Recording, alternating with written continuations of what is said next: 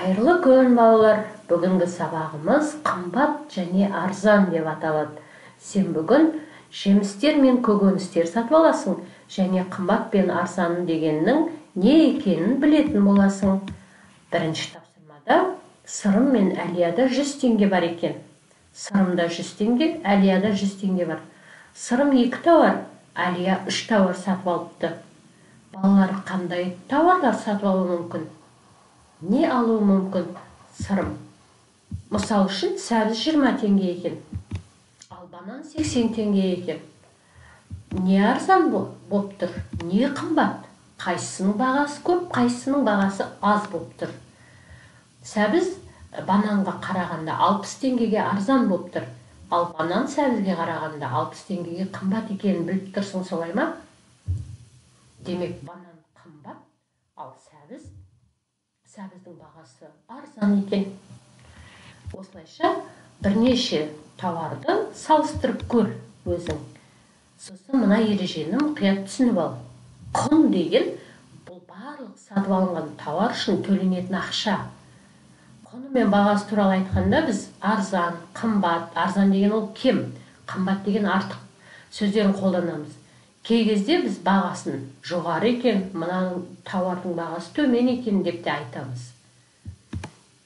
Ал енді өрнек құрастырып көрейік. Қай тауар қымбат және қайсысы арзан, қаншаға қымбат, қаншаға арзан деген сұрақтарға жауап беріп көрейік. Мысалы, жүгері 20 теңге, қияр 10 теңге. Қияр жүгерге қарағанда қанша теңгеге арзан болып тұрғанын табу үшін біз 20-дан 10-ды азайтамыз. Демек, қияр жүгерге қарағанда 10 теңгеге арзан болып тұр. Ал тағы да бір өрнек құрап көрейік. Апельсин 40 теңге, ал бұрыш 20 теңге. Апельсин бұрышқа қарағанда қанша теңгеге қымбат болып тұр? Оны табу үшін 40-тан 20-ны азайтамыз. Демек, апельсин бұрышқа қарағанда 20 теңгеге қымбат болып тұр. Ендеше қандай қорытынды жасаймыз? Бір заттың екінші заттан қаншаға қымбат, қаншаға арзан екенін білу үшін біз азайту амалын қолданамыз. Ал мына тапсырмада 4 теңдік құрастырамыз. Бірінші үйшікте азайғыштар тұр, екінші үйшікте азайтқыштар тұр, ал үшінші үйшікте айырманың мәні тұр. Кез келген өрнекті құрастырамыз, азайту амалына берілген. Сосын есептегіміз мәнін табамыз.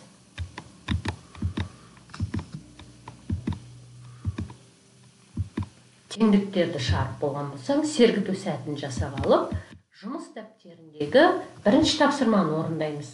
Әмиянда қанша монета тұр? Және ол қанша теңге екен? Санап көр.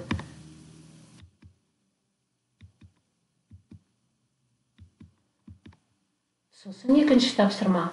100 теңгеге сатып алуға болатын 2 затты жасыл қарындашпен қоршаймыз. Ал 100 теңгеге сатып алуға болатын 3 затты қызыл қарындашқа қоршап сызамыз. Мен қара өрік пен лимонды алдым. 2 зат. Оны жасылға қоршадым.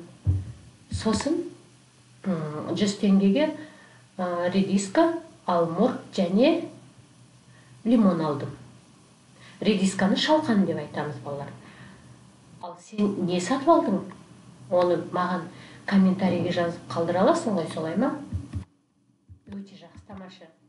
Ендеше 4-ші тапсырманы досыңмен бірге орында. Екеуің бірігіп, өрнектердің мәнін тауып, бір-бірлеріңнің дәптерлеріңді тексеріп беріңдер. Сонымен балалар, бүгін сендер жемістер мен көкөністер сатып алуды үйрендіңдер. Қымбат пен арзан дегеннің не екенін білдіңдер. Ал сендерге сабақ берген Гүлсина Жақсылық. Келесі сабақта кездескенше сау болыңдар.